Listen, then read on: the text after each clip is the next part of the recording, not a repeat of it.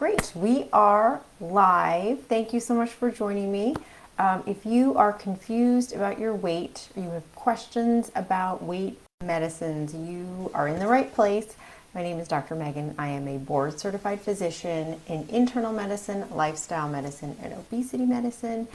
And here I give you medically based answers to weight questions. And today I am answering your questions that you have sent, and they are all excellent. Thank you so much for sending them. If you want to leave a question afterwards, I'm going to post this on the YouTube page. You can definitely leave a question there, and I would love to read them. So today I am going to be talking, let's get started with the questions here. Okay. So, and always as a caveat, I can't answer personal medical questions. So if your question is leaning a little more personal, I'm going to change it a little bit so it's more educational and broadly applicable. Okay, so first question. So this is very personal, but someone was on Wegovy, they had a bowel obstruction and had emergency surgery. Their surgeon said not to take it anymore.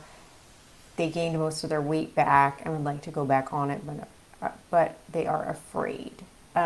Yes, so I definitely would not recommend for anybody who's had severe,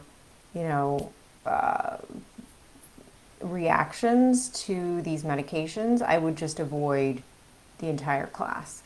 So if somebody had a severe reaction, had like a bowel obstruction, really a lot of severe diarrhea or vomiting, just these things that don't go away. And, every so often people really don't react well to these medications. So it happens with every medication, and so it's going to happen with these as well. So if that's you, if I had a patient who had a bowel obstruction on these, I'm not taking any more chances with them whatsoever.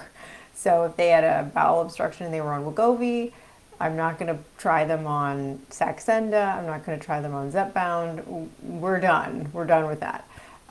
It's really a safety issue, and it's just not worth the risk. So that's my take on that. And again, there's a lot of negative press about gastroparesis and stomach paralysis, and that is, and I've made videos about this. That is part of how these GLP-1 agonists work, is they slow the movement of food through the stomach. So they are, and a lot of people have, part of their obesity is based in, faster gastric emptying. So it really helps them if the movement of food through the stomach is slowed. But for some people, it can be slowed to a severe extent. And then certainly can cause, diarrhea, constipation, other GI issues as well. And yes, rarely there can be severe side effects, such as a bowel obstruction. So those people definitely should not take these. A lot of medications can cause bowel obstructions as a very rare, severe side effect. Anybody taking an opioid medication, you always have to worry about that as well. So it happens with many different medications, but it's also something that you have to watch out for this as well. And if it did happen with somebody, I just would not even think about starting them on anything else in that class of medication. Okay. So next question is, someone they were on Zepbound at 2.5. And then they had 4 weeks on the 5, but then because of the shortage, they had to go back on 2.5. And then their pharmacy just got the 5 in. So I see a lot. It's like you have 2 types of doses. What should you do next? Like if let's say somebody had, a week on 2.5, a week on the 5, and then they had 2 doses of the 2.5, and now they can get the 5 in, but they have these extra doses of the 2.5. There's no right answer, I think, because of the shortage. We're really just trying to make sure that people are getting, a dose that's going to help them and not cause severe side effects. So I think if you have a 2.5 and you have a 5, for my patients when that happens, I just say, finish the 2.5 and then continue with the 5 that's available. Is it the case that people might have to do kind of switching back and forth for the next few months with the shortages of Zepbound? It is possible. I definitely don't want people going from like 2.5 to 10 and back again. Like that is not going to be very helpful. But if you have to kind of toggle between 2.5 and 5, for anybody that had to do that, I wouldn't say that was the worst thing in the world. But try to use what you have, the lowest dose you have, and then go up to the 5 if you can get it. But as always, talk to your physician about this. But we're all in just kind of a make it work time. So if you have 2 doses that are adjacent to each other, and you can get both of them, it's kind of a good problem to have right now. All right. So next question.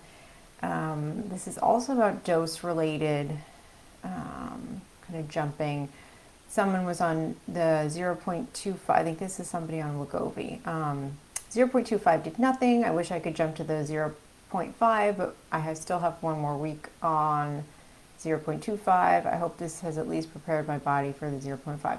Yeah, that's the whole point of the lower doses. I'm certainly not expecting patients to lose weight on the 0.25 of Wegovy or Ozempic.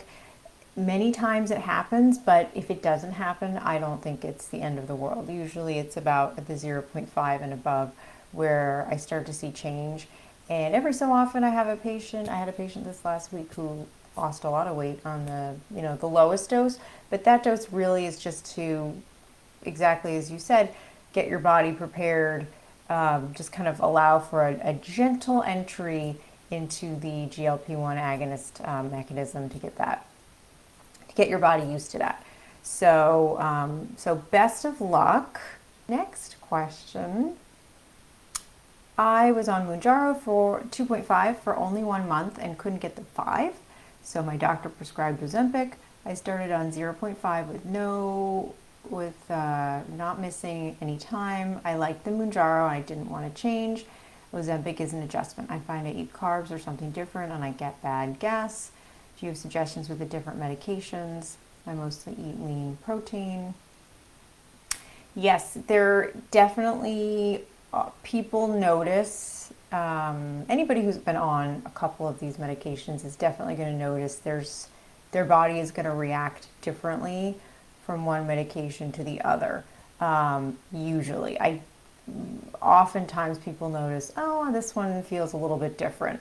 Either I have less side effects or I have more side effects. So there is some variety. I haven't found that it's predictable. So I have patients that, they were on Saxenda and they did pretty well, but Wegovy they really couldn't tolerate, but then Zepbound, they did fine on that. I have patients that, didn't really love Saxenda, but they did well on Zepbound. So I don't think, traditionally, Zepbound seems to produce the greatest amount of weight loss with the least amount of side effects. However, it's not a hard and fast rule, and there's certainly variability at the individual level. So if you are somebody that's noticed that with the semaglutide, either Wegovy or Ozempic, that you are having different reactions, different side effects to that, I would say, I don't think anything's gone wrong. It's just like any other medication class, like with blood pressure medications, you switch people around and they feel, they're going to have a different reaction to that, to different types. But I would, keep to small meals. Definitely for anybody who's noticing more significant GI side effects, really try to keep their meals small and really try to tune into when your body is full, and make sure when you're eating that it is boring. And by boring, I mean you are not reading, you are not watching TV, you're not on your phone, it's just you and the food. So you can really listen to your body and pick up on those cues. Also, I would get really scientific about it and keep a food journal. And also something that's boring, but healthy things are often boring, and we never want to be medically exciting. So it's a really good idea to get scientific about it and track. And it doesn't have to be very time consuming. You could use your notes app or a little notebook, whatever works. But just, every meal, just write a couple notes about it. Like, okay, today I had chicken and, a salad, no side effects. And then maybe you had like, grilled cheese later, had a lot of side effects. Just keep track, see if you notice any patterns, because, carbs is a wide category. A carb could be an apple, that's a carbohydrate, or it could be like a pastry. And so it can be unprocessed or processed or anywhere in between. So you really want to figure out, okay, what type of carb? Is it something with a lot of, processed sugar that's giving me issues? Is it something that also has a lot of, is this more greasy? Those can definitely be more triggers for people. But they might find, okay, when I have a piece of fruit, if I have a salad, that actually doesn't cause as much problem. So I would get scientific, small meals, no distractions, and don't eat fast. Usually on these medications, people aren't eating fast because it's just kind of forces them to slow down, but definitely remember to eat slowly. And hopefully you or anybody struggling with this can find patterns that emerge, so then they kind of know what foods are going to trigger, undesirable GI reactions. So thank you so much for all the questions. I hope this was helpful. If you want to work with me directly, I'll leave that info down below, and please be well.